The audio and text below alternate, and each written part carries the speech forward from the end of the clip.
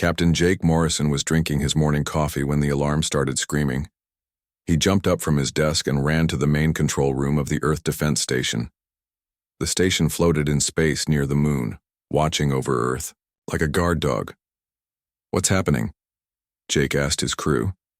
"Sir, something big just appeared in our solar system," said Lieutenant Nancy Bell. Her voice was shaking.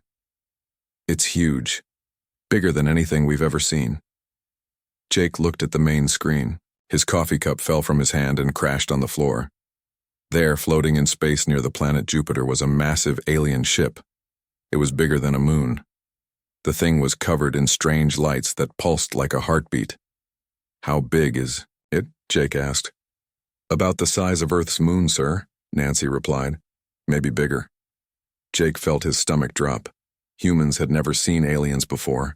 They had wondered about life in space for hundreds of years, but this was the first time aliens had come to visit Earth, and they had brought a ship that could crush planets.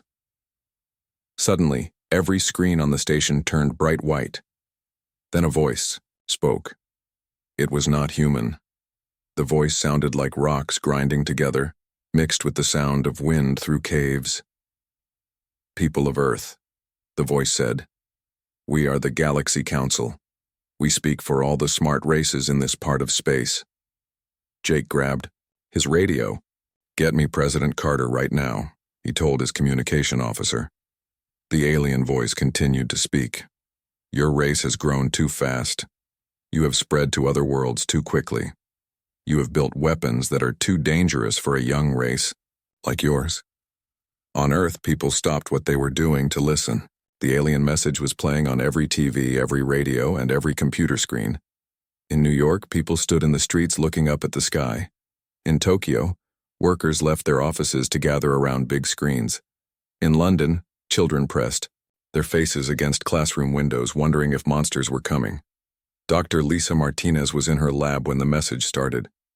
She was the head of Earth's Xenological Institute, the place where humans studied the possibility of alien life. She had spent her whole career preparing for this moment.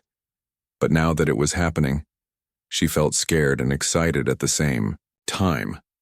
"Your race must follow our rules now," the alien voice said. "You have 72 hours to give up all your weapons. You must stop building new ships. You must accept that we are your masters." President William Carter was in the White House when his phone started ringing. Every leader on Earth was calling him.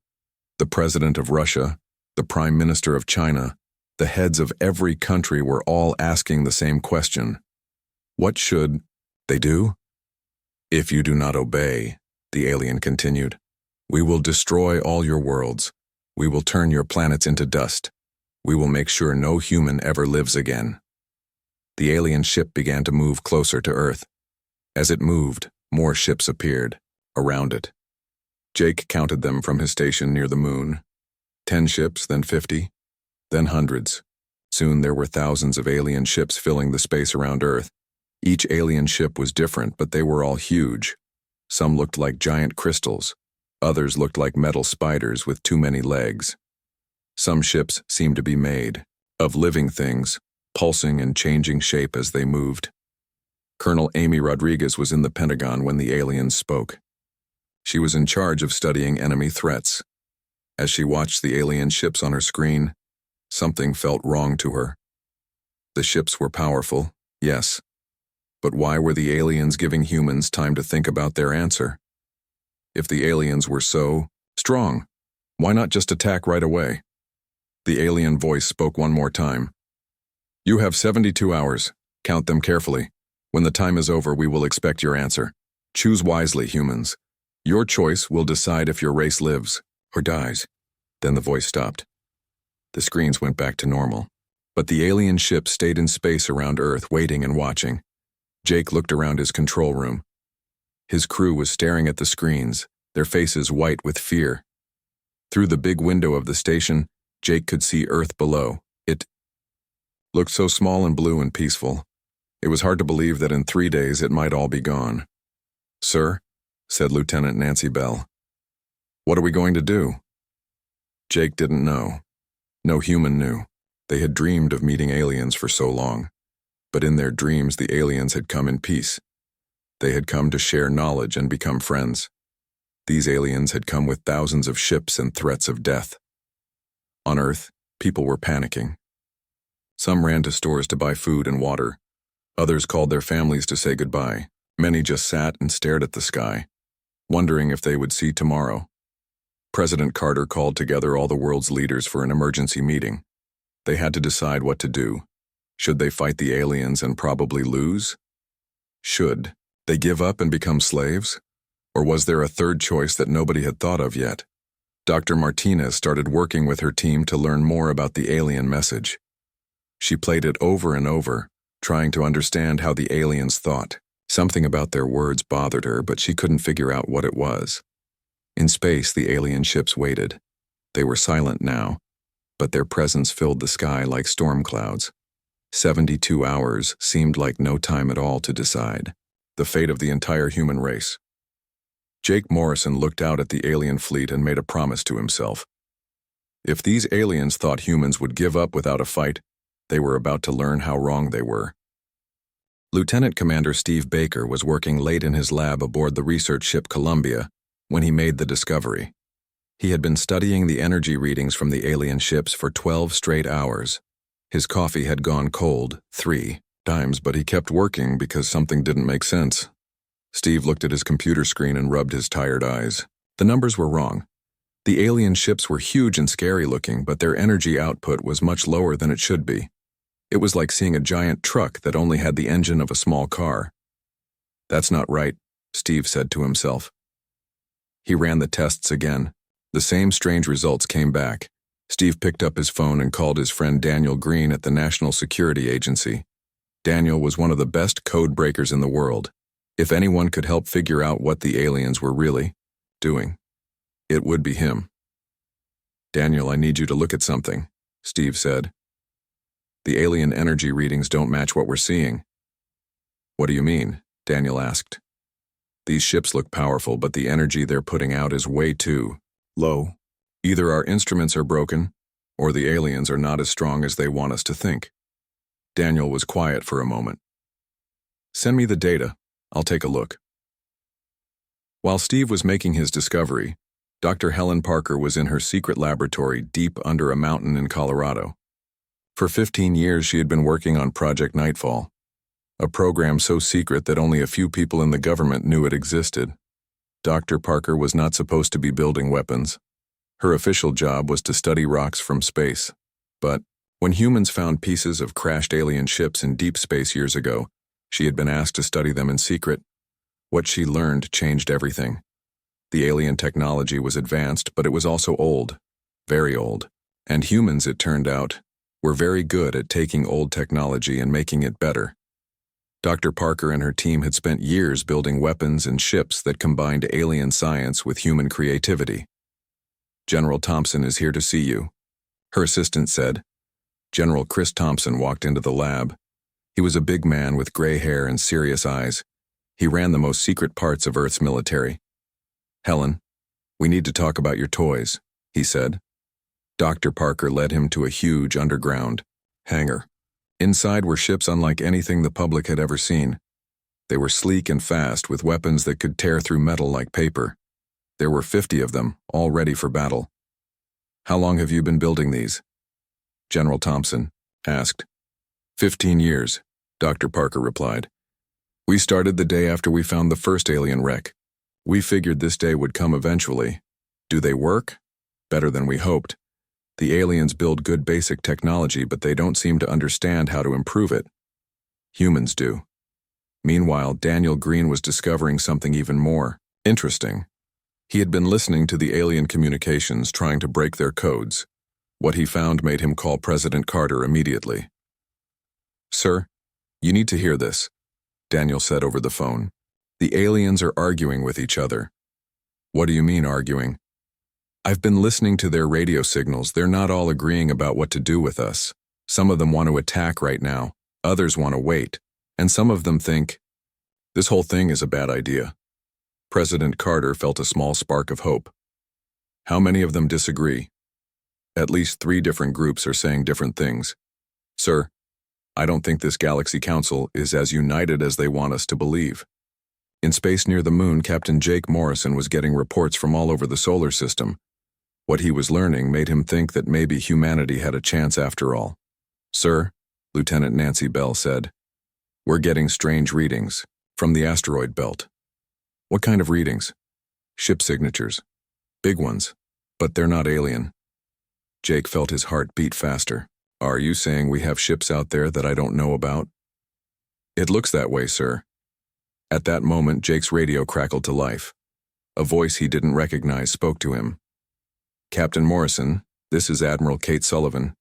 I think we need to talk." "Admiral? I've never heard of you." "That's because I don't officially exist. Neither do my ships, but we're about to change that." Dr. Lisa Martinez was working in her lab when she made a breakthrough that would change everything. She had been studying the alien language for 2 days straight, trying to understand not just their words, but how they thought.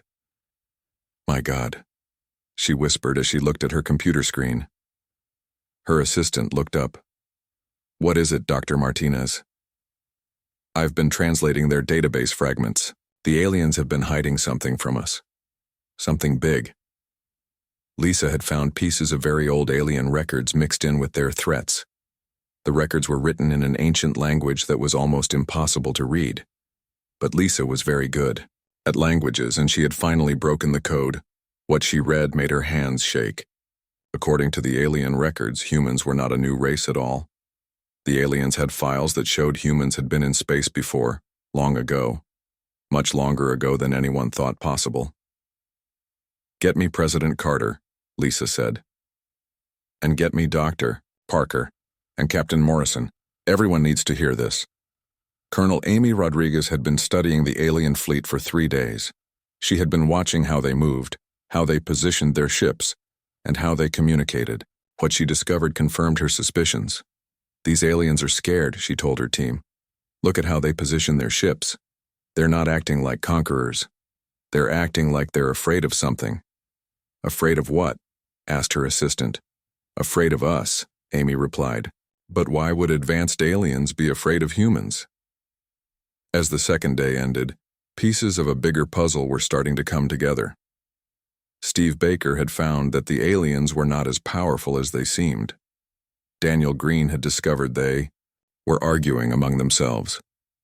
Dr. Parker had revealed that humans had secret weapons. Admiral Sullivan had ships hidden in space. And Dr. Martinez had found evidence that humans had a secret history. But the biggest piece of the puzzle was still missing. Why were the aliens really here? What were they so afraid of? And what did they know about humans that humans didn't know? About themselves? Jake Morrison looked out at the alien fleet and felt something he hadn't felt since this all started. Hope. The aliens had made a mistake when they gave humans time to think, because humans were very good at thinking, and very good at fighting when they had to. The Galaxy Council was about to learn that threatening Earth was the worst mistake they had ever made. Professor Ryan Clark was working through the night with Dr. Lisa Martinez when they found it. Hidden deep in the alien database fragments was a file that changed everything they thought they knew about humanity. "Lisa, you need to see this," Ryan said, his voice shaking with excitement. Dr. Martinez rushed over to his computer screen. What she saw made her sit down hard in her chair. The alien records showed star maps that were 50,000 years old. And on those maps, spread across half the galaxy, was an empire marked with symbols that looked almost like human writing. "The Terran hegemony," Lisa read slowly from the ancient text. "That's what they called it. Ryan, this says humans used to rule a huge part of the galaxy." "But that's impossible," Ryan said. "Humans only left Earth a few hundred years ago." Lisa studied the records more carefully. "No, look at this. These aren't talking about modern humans. These are talking about our ancestors. People who lived on Earth 50,000 years ago, before recorded history." The two scientists worked faster, translating more of the ancient files. What they found was incredible. Long ago, humans had built the first great space empire in the galaxy. They had ruled over hundreds of worlds and built technology that other races could barely understand. Then, suddenly, they had all disappeared. The records didn't say why or how. One day the Terran hegemony was there, and the next day it was gone. All the humans vanished, leaving behind only empty worlds and mysterious technology. "Lisa," Ryan said quietly, "if this is true, then we're not a young race at all. We're the descendants of the galaxy's first spacefaring civilization." Dr. Martinez picked up her phone and called President Carter. "Sir, you need to get everyone together. We found something that changes everything." 2 hours later, the most important people on Earth were gathered in a secure video conference. President Carter, General Thompson, Dr. Parker, Captain Morrison, Admiral Sullivan, and Colonel Rodriguez all listened as Dr. Martinez explained what she and Ryan had discovered. "So you're telling me," President Carter said slowly, "that humans used to rule the galaxy?" "Not us exactly," Lisa replied. "Our ancestors. 50,000 years ago." General Thompson leaned forward. "What happened to them?" "We don't know. They just vanished. But here's the important part. The Galaxy Council was formed after the Terran hegemony disappeared, and according to these records, the whole purpose of the Galaxy Council was to make sure no race ever became as powerful as the ancient humans were." Captain Morrison felt pieces clicking together in his mind. "That's why they're here. They're not here because we're dangerous now. They're here because they're afraid we might remember who we used to be." Admiral Sullivan spoke up from her secret location. "There's more. I've been studying Earth's location, and it's not random. We're sitting right in the middle of what used to be the Terran hegemony's main transportation routes. The ancient humans built their empire from right here." Colonel Rodriguez had been quiet, but now she spoke. "The alien ship that's threatening us, it's not just a council ship, is it? It's been watching Earth all this time, haven't it?" Dr. Martinez nodded. "The records show monitoring stations were left throughout the old Terran territory. That massive ship has probably been out there for thousands of years, waiting and watching for signs that humans might rediscover their heritage." Dr. Parker laughed, but it wasn't a happy sound. "No wonder our technology works so well against theirs. We're not copying alien technology. We're remembering human technology. The ancient humans were our ancestors, and we're just naturally good at the same kinds of science they were." President Carter stood up and walked to the window. Outside, he could see the alien ships in the sky, dark shapes against the stars. So the 72-hour ultimatum was never about giving us time to surrender. "No, sir," General Thompson said. "It was about giving them time to prepare for the return of their worst nightmare. Us." Daniel Green had been listening to alien communications during the meeting. Now he interrupted with urgent news. "Sirs, you need to hear this. The aliens are panicking. I'm picking up emergency transmissions between their ships." "What are they saying?" President Carter asked. "They're saying the humans have found the old records. They're saying the Terran bloodline has awakened, and they're saying they need to attack now before we remember everything." Captain Morrison stood up. "How long do we have?" "Based on their communications, maybe 6 hours before they decide to attack early." Admiral Sullivan's voice came through the speakers with cold determination. "Then it's time to show them what the descendants of the Terran hegemony can do. My fleet is ready to move." Dr. Parker nodded. "My weapons are charged and waiting. These aliens think they're dealing with primitive humans who just learned to fly in space. They have no idea what's coming." The room fell silent as everyone realized what was about to happen. For 50,000 years, the Galaxy Council had ruled through fear, making sure no race could challenge them. They had built their entire civilization on preventing the return of humanity's ancient empire. But they had made one critical mistake. They had given modern humans just enough time to discover the truth about their past. And humans, it turned out, were just as dangerous now as they had been 50,000 years ago. President Carter looked around the room at Earth's defenders. "Ladies and gentlemen, it seems we're about to have a family reunion with our ancestors' old enemies.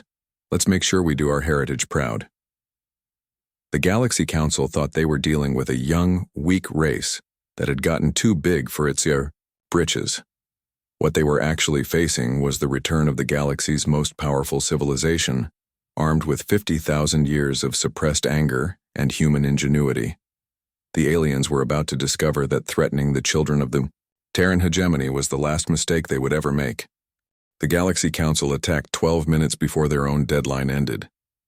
Captain Jake Morrison watched from his space station as thousands of alien ships opened fire on Earth's major cities. Bright beams of energy shot down from space, aimed at New York, London, Tokyo, and dozens of other places where millions of people lived. But something impossible happened. The energy beams hit empty space instead of cities. "What just happened?" Jake asked Lieutenant Nancy Bell. "Sir, the cities are gone, but not destroyed. They're just somewhere else." Dr. Helen Parker smiled as she watched from her secret command center. Her quantum displacement technology had worked perfectly. Just as the alien weapons fired, her machines had moved the targeted areas to safe locations in space. The cities full of people were now floating safely in protective bubbles, completely unharmed. "Phase 1 complete," Dr. Parker said into her radio. "Admiral Sullivan, you're clear to begin the counterattack." From the asteroid belt came Admiral Kate Sullivan's hidden fleet.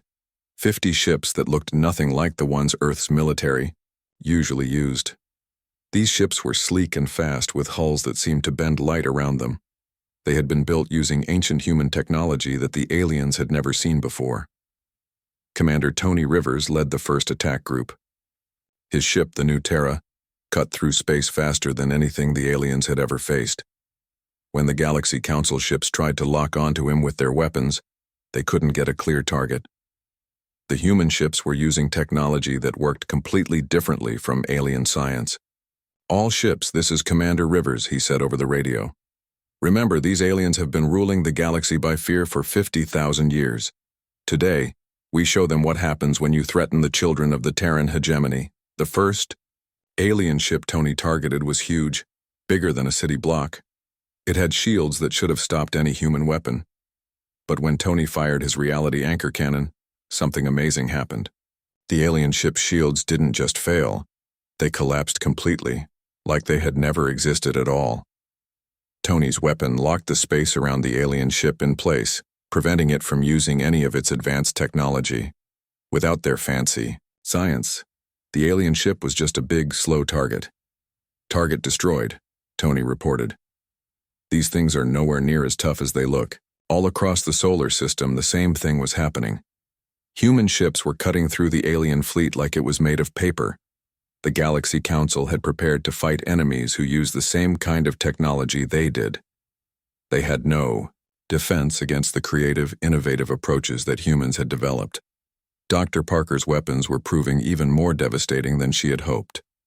Her quantum entanglement cannons could target alien ships from any distance, even if they were on the other side of the solar system. The aliens tried to run, but her reality anchor drives locked space-time around them, trapping them in place.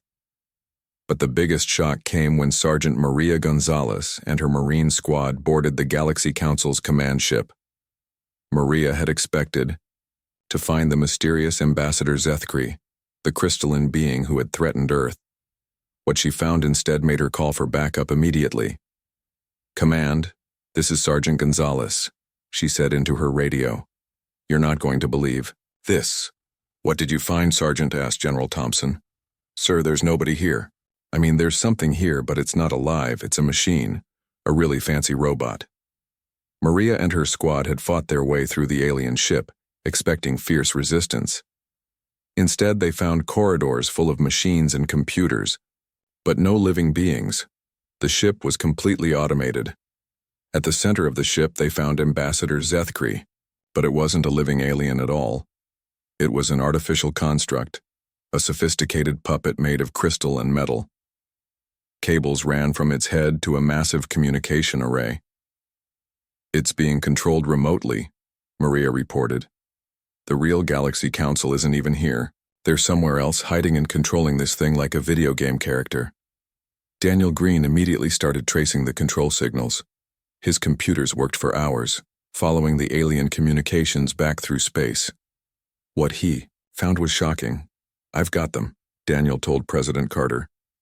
"The signals are coming from a star system at the edge of the galaxy, and sir, there aren't as many of them as we thought." "How many?" the president asked. "Based on the signal patterns, maybe 4 different sources. 4 alien civilizations, not 12 like they claimed. Colonel Amy Rodriguez had been studying the Galaxy Council's tactics throughout the battle. Now she understood why their behavior had seemed so strange. They're not acting like a powerful empire, she told her team. They're acting like scared, desperate survivors. The Great Galaxy Council is just 4 dying races pretending to be strong. As human ships destroyed more and more of the alien fleet, the truth became clear. The thousands of ships weren't all real. Many of them were just holograms and decoys, designed to make the Galaxy Council look more powerful than it actually was. The real alien ships, when human weapons hit them, fell apart surprisingly easily. They were old, poorly maintained, and had been built by civilizations that had stopped innovating centuries ago. Against human creativity and determination, they didn't stand a chance. Admiral Sullivan watched the battle from her flagship and felt a mixture of pride and sadness. Pride because humanity was winning so completely. Sadness because the Great Galaxy Council that had terrorized the galaxy for so long turned out to be nothing more than a pathetic lie. All ships. This is Admiral Sullivan, she said over the radio. Prepare for Phase 2. We're going to trace these signals back to their source and end this once and for all. Captain Morrison looked out at the wreckage of the alien fleet floating in space around Earth. The mighty Galaxy Council that had threatened to destroy humanity was broken and scattered. Their ships were destroyed, their secret was exposed, and their power was revealed to be an illusion. But Jake knew the real battle was just beginning. Somewhere at the edge of the galaxy, 4 alien civilizations were waiting. They had ruled through fear and deception for 50,000 years. Now they would face the descendants of the race they had tried so hard to keep from returning. The children of the Terran hegemony were coming home. 3 days later, Admiral Kate Sullivan's fleet reached the edge of the galaxy. Following Daniel Green's signal traces, they had traveled farther from Earth than any human had ever gone before. What they found at the end of their journey was not what anyone expected. Captain Jake Morrison flew alongside Admiral Sullivan in one of the new human ships. Through his window, he could see a small star system with only 3 planets. It looked lonely and forgotten, nothing like the mighty empire he had imagined. "Are you sure this is the right place?" Jake asked over the radio. "This is where all the signals came from," Admiral Sullivan replied. "The Great Galaxy Council is hiding here." As the human fleet moved closer, they found a massive space station orbiting the middle planet. The station was old and covered in patches and repairs. Parts of it looked like they were falling apart. This was supposed to be the headquarters of the rulers of the galaxy. Director Patricia Webb had been studying alien communications during the journey. Now she had put together the final pieces of the puzzle. "Admiral, I need to tell you what I've learned," Patricia said. "The Galaxy Council didn't vanish after threatening Earth. They've been vanishing for thousands of years." "What do you mean?" Admiral Sullivan asked. "They've been destroying themselves slowly, fighting each other, making bad decisions, being too scared to change or grow. The 12 alien races that started the Galaxy Council are mostly extinct now. Only 4 are left." Dr. Lisa Martinez was monitoring alien transmissions from the space station. What she heard made her feel sad instead of angry. "They're not even arguing anymore," Lisa said. "They're just scared. They know we're here and they know they can't fight us. They're waiting for us to destroy them." Admiral Sullivan made a decision that would change the galaxy forever. Instead of attacking the space station, she sent a simple message. "Galaxy Council, this is Admiral Kate Sullivan of Earth. We want to talk." The reply came quickly, in the same grinding voice that had threatened Earth days before. "We know who you are, children of the Terran hegemony. We have been waiting for this day for 50,000 years. Come and finish what your ancestors started." Admiral Sullivan, Captain Morrison, Dr. Martinez, and Director Webb took a small shuttle to the alien space station. What they found inside was heartbreaking. The station was huge but mostly empty. Whole sections had been sealed off because there weren't enough aliens left to use them. The 4 remaining members of the Galaxy Council were waiting in what used to be a Grand Council chamber. Now it was just a big empty room with 4 very old, very tired aliens. The first alien looked like Ambassador Zethkri, but smaller and more fragile. The second was a creature made of living metal that moved very slowly. The third looked like a giant insect with dim, cloudy eyes. The fourth was something that might have once been beautiful, but now seemed faded and worn out. "I am Zethkri Prime," the crystal alien said. "Not the construct you destroyed, but the original. We are all that remains of the Galaxy Council." Captain Morrison looked around the empty chamber. "Where are the others? Where are the 12 races that started the council?" "Dead," said the metal alien in a voice like rusty gears. "Dead by war, by plague, by their own fear. We destroyed ourselves trying to prevent your return." Dr. Martinez stepped forward. "Why? Why were you so afraid of humans?" The insect alien spoke with a voice like wind through dry leaves. "Your ancestors built the greatest empire the galaxy had ever seen. They were explorers, inventors, builders. They spread across the stars and made friends with everyone they met." "That doesn't sound scary," Admiral Sullivan said. "It wasn't," the faded alien replied. "That was the problem. The Terran hegemony was everything we wished we could be. When they vanished, we formed the Council to fill the empty space they left behind. But we were never as good as they were." Zethkri Prime continued the story. "We told ourselves we were protecting the galaxy from another Terran hegemony, but really, we were just too proud to admit that humans had been better rulers than we could ever be." "So you spent 50,000 years making sure no race could become as advanced as the ancient humans?" Director Webb asked. "Yes," the metal alien said. "And in doing so, we made the galaxy a smaller, sadder place.